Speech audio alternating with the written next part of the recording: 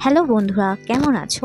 আজকের ব্লগটা শুরু করলাম বিয়েবাড়ির আগের দিন রাতে সঙ্গীতের অনুষ্ঠান দিয়ে। এই যে এখানে ব্যাকগ্রাউন্ডটা তৈরি হয়েছে গাত্র হরিদ্রা বলে, এটা কালকে এখানে গায়ে হলুদ হবে।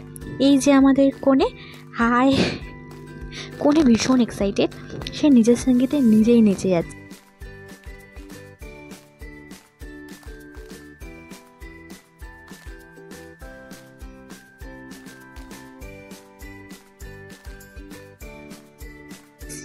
এবার বিয়ের দিন আমি রেডি হয়ে গেছি।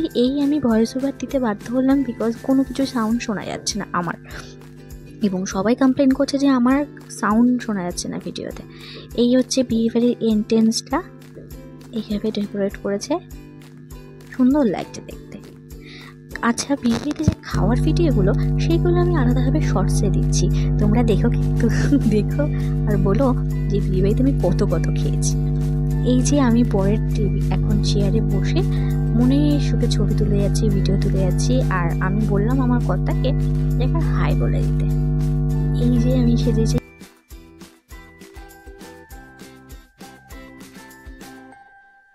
এই হচ্ছে কনের দিদি। এই যে স্টেজ, এখানে কনে বসেছিল সন্ধ্যাবেলা, আর এটা হচ্ছে বিয়ের মণ্ডপ। বিয়ে চলছে, আমি যখন পৌঁছালাম দেখছি বিয়ে চলছে।